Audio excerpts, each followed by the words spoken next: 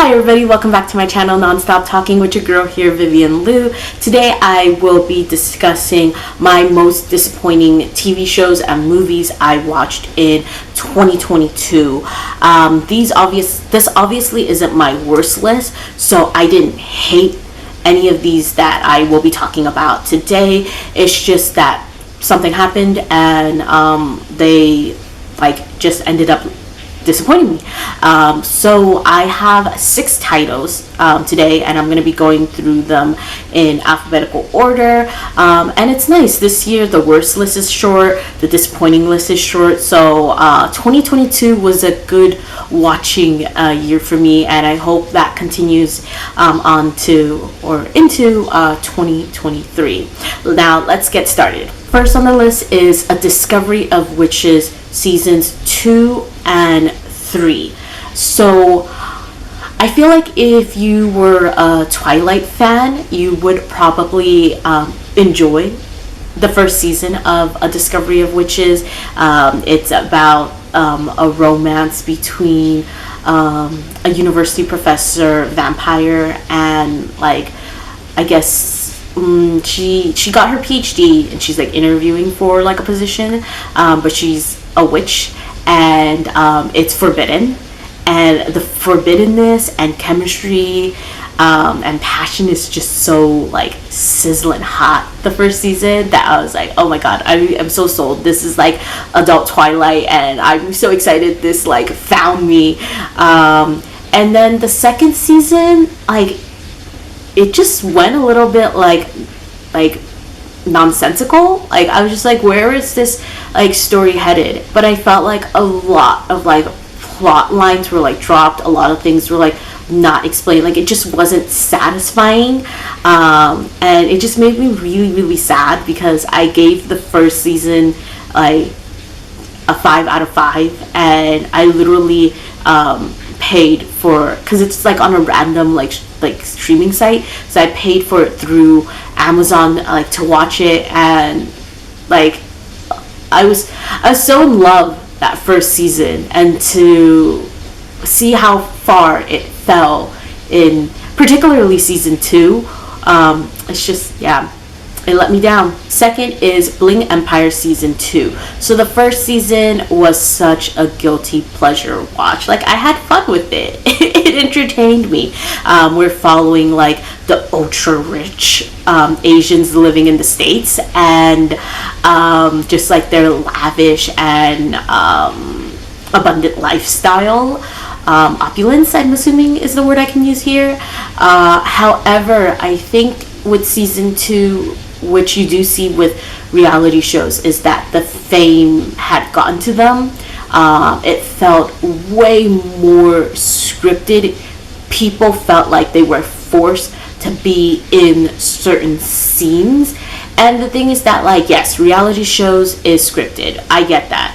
But as a big reality show watcher, it can't feel scripted. It still has to feel organic and real, fake real, for it to be enjoyable for a reality show watcher. So it's very sad to say another reality show has bitten the dust for me, and I will not be continuing with it if there are any more seasons. Third, we have Go Go Squid 2 DT Apple Dog's Time.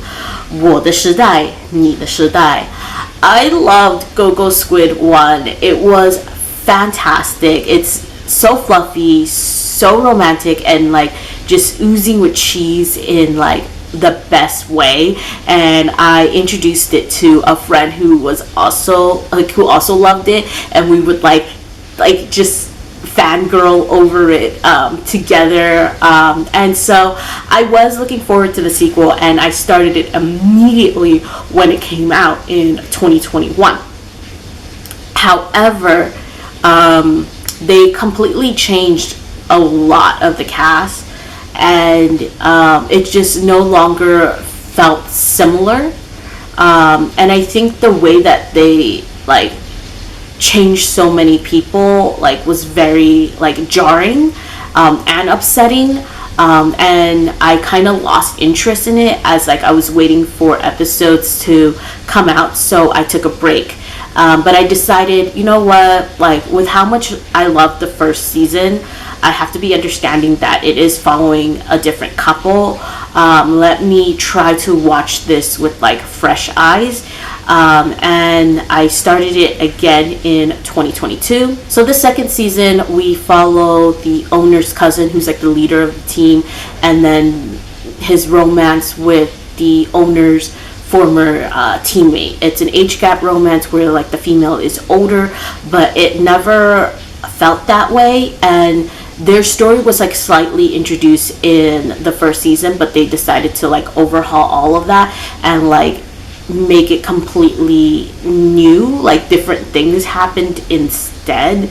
I mean, it kept like the gist, I suppose, but like it just changed too much, and I had just such high expectations that weren't met, that yeah, this just ended up like really disappointing me. Fourth, we have Josie, Tiger, and the Fish. My friend Melissa asked me to hate watch this, hoping I would dislike it and would validate her opinions on it. She watched it with her former college roommate, and they both didn't like it, but this show, or this story, is like super hyped. Like it's very well loved. There are multiple adaptations. So I was kind of like iffy and wary going into it, but I was like, you know what, let's give this a try. Let's see where I stand. And I ended up agreeing with my friend. I did not like it. And it was funny because there was a group chat with me, her, and another friend. And the other friend had watched this movie, and he like, I guess, enjoyed it, but I went into that group chat like listing just everything wrong I thought about the film, and he was just like, WTF, like what are you doing? Why are you like on here suddenly bashing something I like? And I gave him like no warning, and I apologized. But yeah, this movie just did not work for me. I feel so bad for not liking this, but I just think the start of the relationship was weird. The relationship development was weird. Do I have any other words? So halfway, like I was just like super confused. Like I was like, are they really telling me, like are we really pushing this, are they really pushing this couple on me? And yeah, I think what made this fun though for me was that like because my friend had watched it, and like as I was watching it, like I was telling her like, oh, I don't like this, I don't like this, I don't like this. So I felt like we were hate watching it together, and it was a bonding time for us. So I thank the movie for that. Fifth, we have Love is Blind Season 2. I had so much fun with Love is Blind Season 1. I felt like a lot of people in my life was watching it at the same time, and I was discussing it with like friends and coworkers, and I think it just kind of took over everyone, or at least people I knew, and we just all kind of collectively watched it at the same time, and like we're able to discuss it together, and I think that added to the experience.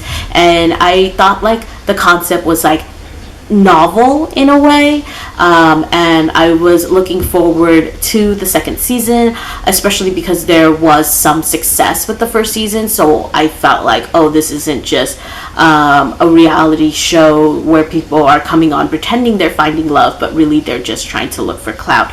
Sadly, I do think that the first season probably got too popular, because that was exactly what happened with season 2. I felt like people were just there coming on to chase fame and ignoring the theme and concept of the show.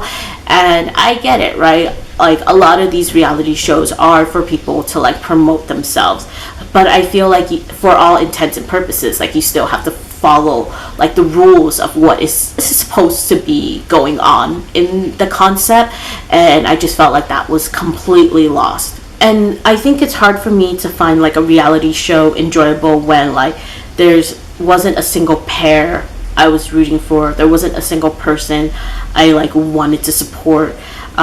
So yeah, it was like a total letdown, and I do have a few people in my life that are like, you need to watch season 3, it's so much drama. And I don't know, I just feel like, oh, I feel like I'm a little over the drama of Love is Blind. Last but not least is Miss Congeniality 2, Armed and Fabulous. I love the first movie. I rewatched it recently and still loved it, so I decided to give this second one a try, and it just didn't work. So Eric and Gracie like break up in the first few minutes of the sequel off screen, and like we kind of get like a Victor replacement, and obviously they don't live up to Victor's role, and I don't understand why Sam had to start off so super antagonistic. Like it like nothing about it really worked for me, and I was just disappointed because of how much I enjoyed and loved the first film. So that's it for my most disappointing TV shows and movies I watched in 2022. Like I said, like these like shows and movies I didn't like hate per se, right? That would be if I hated them, they would have shown up on my worst list. But I felt like they all did something that I was just kind of like, well, now I don't want to continue with it, or now you made like a previous movie or like a prequel of sorts like not as good anymore, and that's why they like showed up here on this most disappointing list. Hopefully like my reasonings like made sense. So next off in the year-end series, I am now finally done with the TVs and movies. I am now moving into like the books, manga, and graphic novels and all that sort.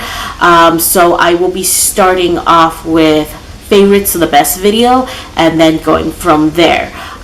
So I hope you look forward to that, and you can let me know what was your like worst like or most disappointing watch of 2022 was. And outro time. Like, comment, subscribe. See you in my next video, whenever that is. Bye.